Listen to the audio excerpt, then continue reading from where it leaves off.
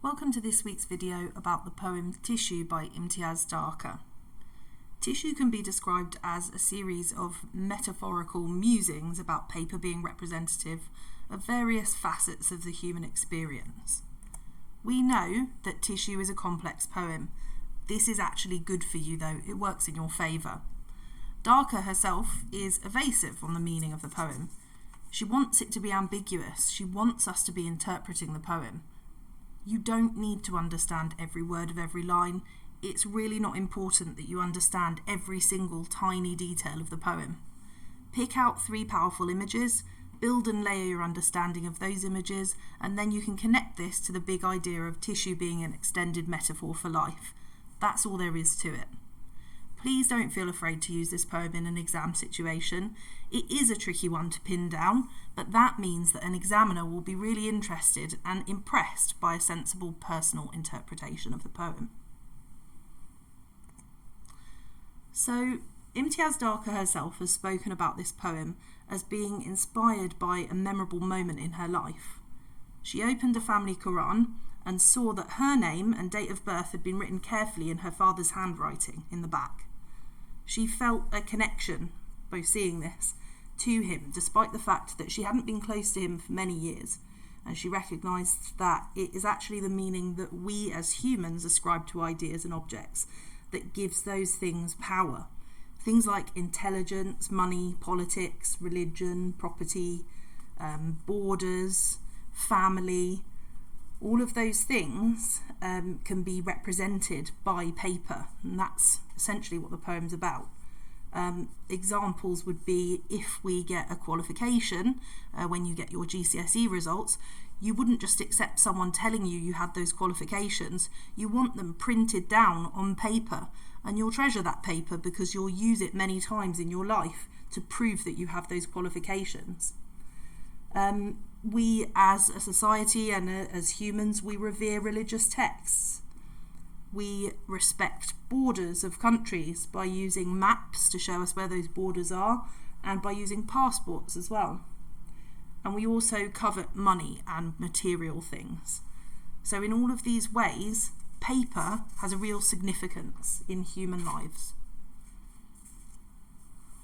Humankind imbues this fragile material with power and meaning. It doesn't have it inherently, we give it that meaning and that power.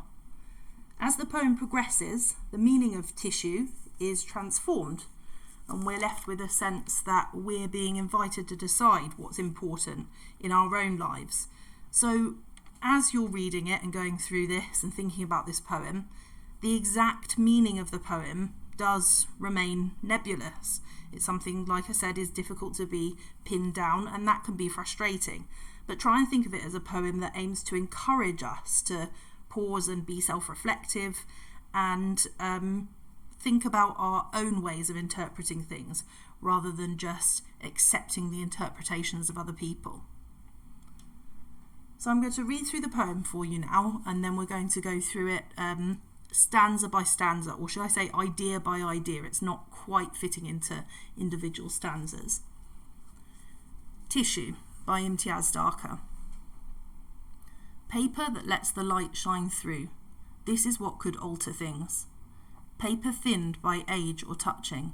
The kind you find in well-used books, the back of the Quran, where a hand has written in the names and histories, who was born to whom, the height and weight, who died where and how, on which sepia date. Pages smoothed and stroked and turned transparent with attention. If buildings were paper, I might feel their drift, see how easily they fall away on a sigh, a shift in the direction of the wind. Maps too. The sun shines through their borderlines, the marks that rivers make, roads, rail tracks, mountain folds. Fine slips from grocery shops that say how much was sold and what was paid by credit cards might fly our lives like paper kites. An architect could use all this, place layer over layer, luminous script over number, over line, and never wish to build again with brick or block, but let the daylight break through capitals and monoliths, through the shapes that pride can make, find a way to trace a grand design with living tissue, raise a structure never meant to last, of paper smoothed and stroked and thinned to be transparent, turned into your skin. So starting at the beginning of this poem and looking at the first idea, paper that lets the light shine through, this is what could alter things. In this part of the poem, the beginning here, light is used as a metaphor. It's perhaps a metaphor for intelligence, knowledge, truth. Again, this is all ambiguous, so you can decide what makes sense to you. There are definite religious connotations, though, at this point. In Islam, Allah is described as the light of the heavens and the earth. In Christianity, Jesus is described in similar terms as the light of the world. In Sikhism, there are frequent references in the Adi Granth to the human encounter with a divine light. God is the one light of all. So we can safely say, I think, that there is a confident interpretation that light could be a metaphor for God within this poem. Possibly, Dharkar is encouraging us to question and interpret life. The opening idea is suggesting that the human acquisition of knowledge, truth, and possibly religion as well, has the power to change or alter our perspectives. Perhaps this is, as I said, Dharkar's way of telling the reader or the listener, because it's a poem that should be performed, that it's their own right to interpret this poem, and it's their own interpretation that matters. They need to really be open-minded and come to their own conclusions. So when she's talking about that, we're talking about you. You can come to your own conclusions on this poem. So let's move on to the next idea, and I've separated this out a little bit. This isn't exactly the way the poem flows, but these two ideas are so connected that I've taken out the middle part, and we'll talk about that next. So this is from the second and third stanza, paper thinned by age or touching, and then at the end of the third stanza it says, pages smoothed and stroked and turned transparent with attention. So the reason that I've picked these two bits out is because it's important to know contextually that this poem is from a collection of poems that address terrorism. So this idea that we're going to talk about now, again, it's an interpretation, but it's one that Dharkar has definitely hinted at strongly herself. It's possibly an oblique reference to the fact that institutions of power, maybe religion, but other institutions as well, so political institutions, have failed to withstand scrutiny by critics. So that in that case, people have been looking at trying to scrutinise and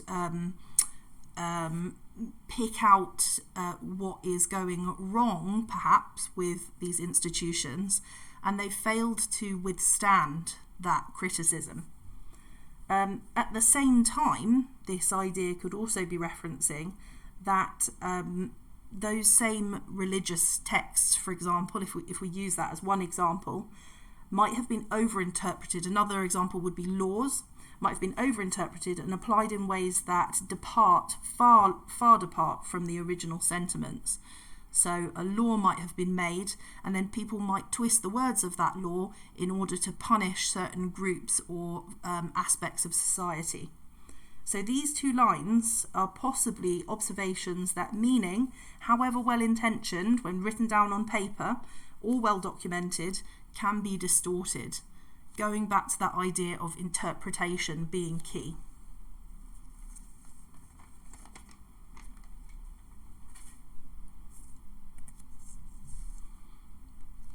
And then we've moved back a little bit in the poem, because this is that middle part like I was talking about, so in between the two lines we just looked at. The kind you find in well-used books, the back of the Quran, where a hand has written in the names and histories, who was born to whom, the height and weight, who died where and how, on which sepia date. This stanza shifts the emphasis of the poem from God to mankind, humankind. The histories that we write are part of our identity just as much as anything else that is contributing to our identity. But they can still be altered. So as they are altered, we get a greater understanding of the world. As it moves into the next stanza, where it says the height and weight, who died where and how, It moves on to, rather than this spiritual idea, the back of the Quran where a hand has written the names and histories, it moves on to this quite practical idea of identity.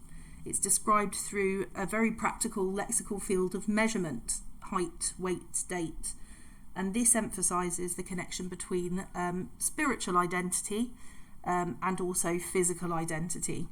And both of those ideas are explored simultaneously throughout this poem.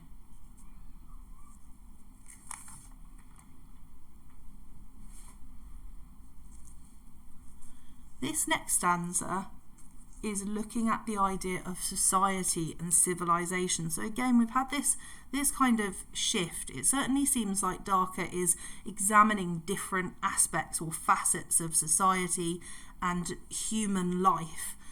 She wants to hold up and be non-judgmental, not necessarily judgmental, but she certainly wants to hold up a spotlight or a kind of spyglass to each of these ideas so that we can examine them and come to our own conclusions. If buildings were paper, I might feel their drift, see how easily they fall away on a sigh, a shift in the direction of the wind. This stanza is about the delicate balance that can be disrupted by something seemingly tiny. So we get this idea of the butterfly effect, something tiny happening somewhere that is almost imperceptible. You almost can't sense it, but it has this huge impact somewhere else. The idea of the shift in the direction of the wind could be metaphorical. It could be suggesting perspectives or public favour, political parties leading the country falling in and out of favour, the rise and fall of politics and ideologies. I think there's a really interesting use of sound within this stanza. Sibilance is used. So sibilance is the repetition of S or sh sounds. So you can see it in this bit. I've highlighted it in yellow for you, where it says, see how easily they fall away on a sigh, a shift, and you might not, if you've been reading it, recognise that direction also repeats that S sound. So sibilants, along with techniques like alliteration, they're actually about the sounds that you hear rather than the letters being used. So make sure that you understand that when you're analysing a poem. The soft sounds created by sibilants could emphasise that idea of the wind changing direction. So it's almost imperceptible, you almost wouldn't notice it, but there's clear consequences such as the fall of a political party. And the adverb easily, where it says see how easily they fall away, reinforces that idea of that tiny shift having a huge impact upon the society, and the idea that civilization itself is something really fragile.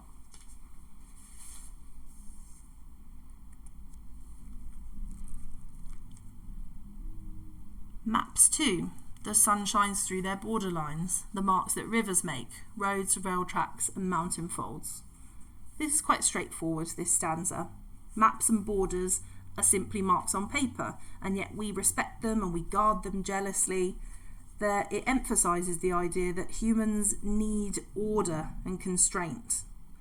And there's this kind of optimistic idea here where it says the sun shines through their borderlines, indicating that actually those borders that we put up are artificial.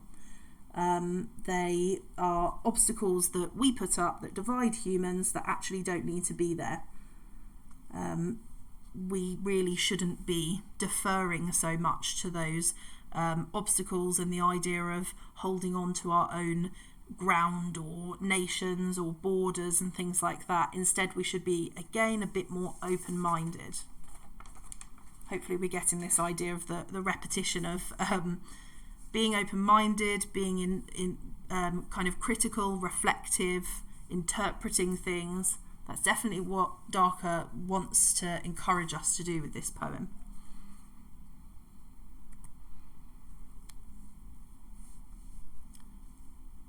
This stanza is very much about money and the power of money. The fact that it's something that is actually quite constraining rather than something that gives us freedom. It's a critique of money. It's another thing that flimsy paper is used to represent wealth, but we ascribe power to it. Fine slips, in the first line there, emphasises that material fragility, but possibly also suggests the temporary nature of wealth. It's ephemeral, it's something that is not constant and permanent. You can't just take your money with you when you die. It's something that will, disappear in some way. So you need to not really be running your life based just upon money. Instead, you should be focused on other things that are more meaningful. The simile at the end of the stanza, highlighted in yellow, suggests that while wealth, credit cards and things like that might give us an illusion of freedom in the short term, ultimately it's not actually something that we have control over. I think this stanza is really significant in our current times. The pandemic 2020 has taught us that many hundreds of thousands of people across the world actually have very little to fall back on financially if their cash flow is disrupted. It's, again, going back to the previous stanza, this idea of wealth and economy and money is something that's quite fragile, really, and it only takes a small thing to disrupt it with catastrophic consequences. So I've paired these two stanzas together. Both of them build ideas of the recognition of the futility of humans striving for material wealth, with words like monuments capitals and monoliths. Those types of words suggest material wealth and power, and these two stanzas suggest we shouldn't be focusing on those. Instead, we're encouraged to find joy and contentment in our own lives and the lives of others, such as family.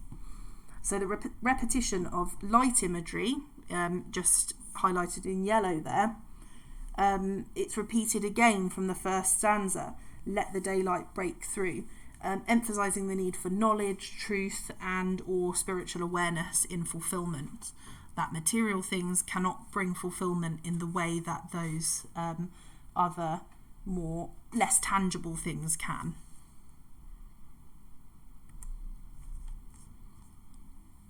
And then finally we have the penultimate stanza and the final stanza here. Always remember when you're talking about this poem, the final stanza is that one sentence turned into your skin. The penultimate and final stanza shift paper into being representative of humans. The tissue of the poem's title is now human flesh, living tissue, a structure never meant to last. This line suggests that we should accept our mortality as something natural. And there's a connection with the previous stanza, so you can just see I've left it at the top there, find a way to trace a grand design, and the final stanza through enjambment. So the lines run on to the next. It says, trace a grand design with living tissue.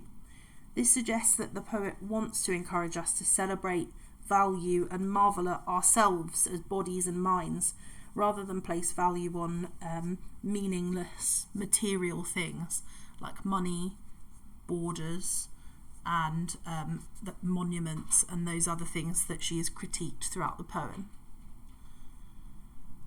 I realise that this has been quite a whistle-stop tour through this poem, and that's because I think it is really important that you take time, if you know that you're going to be looking at this poem, to actually go away and do your own research on it as well. Read some of these ideas and follow up on them. Which bits do you think are compelling? Which bits ring true to you? And which bits do you not agree with me on and you want to find your own interpretation?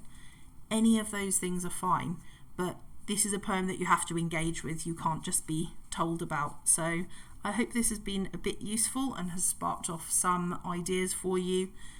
If you have any questions, please do contact your teacher. Good luck.